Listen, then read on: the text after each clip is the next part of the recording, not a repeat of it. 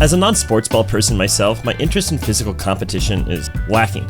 But today, with the rise of VR sports, I'm starting to change my mind. Games like Space Pirate Trainer, Gorilla Tag, and Echo Arena have begun to pave the way for some truly unique physical experiences. And no longer are gamers arrested to desks or couches to play games. No, instead, a whole damn room or parts of it is their court. And with that comes not only physical mobility, but also the need to make decisions within split seconds. And to do so, future athletes will need a sharp and intuitive user experience. So today we're going to explore this new form of user interaction with the sexy new Robin Hood goal-scoring kid on the block, Nock. So if you like this and it gets you going, like and subscribe and all that crap, and let's go. So what is Nock? Well, in short, Nock is a mix of soccer and archery, where you hurl yourself around the arena with 2 or 3 players on your team, while discharging arrows and blocks to pummel the ball into a rival's goal, or block your opponent's ill attempts to do the same. No! God! Now each player can hold up to 3 arrows at a time, of which deplete if they are unable to accurately hit the ball. And while offense is important, a strong defense is key to this fast-paced game. So to add another nuance to a defensive strategy, Nock also allows you to turn arrows into floating blocks, of which will hinder the trajectory of the ball. It is in the simplicity of these mechanics that makes the user experience so damn fun and approachable. So to start this deep dive, let's start with one of the most interesting mechanics of the game, its Locomotion.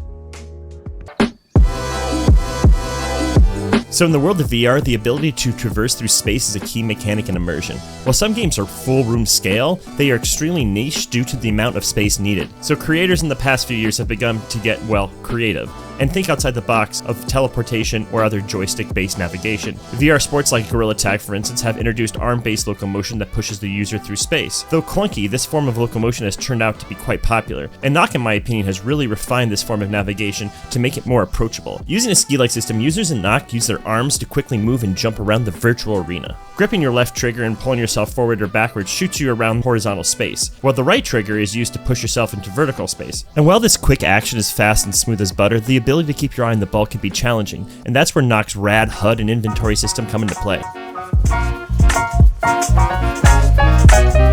Okay, so during frantic gameplay, if a player loses sight of the ball, Nock directs the user's focus with a ring and arrow fixed to the user's field of view. Now, once oriented in the correct direction, the ring attaches itself to the ball in play and minimizes to direct the user's focus. Now, I find this form of focus and wayfinding to be incredibly powerful. Though seemingly basic, I can see this pattern evolve in future practical navigational applications. Okay, so let's talk about how to hit the damn ball. Balls are primarily hit with, as you may guess by now, arrows. You are allotted 3 arrows in your holding, and to signify that, Nock uses a simple long-form inventory system located on the bow itself or on your crosshairs. And speaking of arrows, the ability to understand the physics of where those arrows will fly is key. So the Nock team included a streak signifier when the arrow is shot. Now, reinforcing the physicality of your tools helps ingrain the behavior over time. And together these visual signifiers help guide the user and allow them to make immediate decisions. And speaking of decisions, let's explore Nock's menu system and how they prime the user.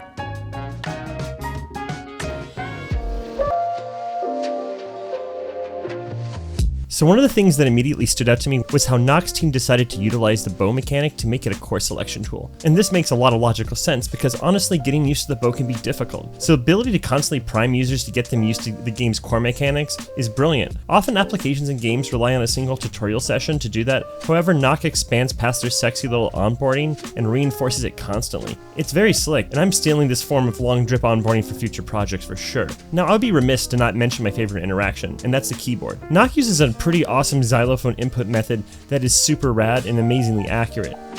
J-U-I-C-E. Also, for sure they took inspiration from Animal Crossing with their text voices. It always puts a smile on my face when I type out things.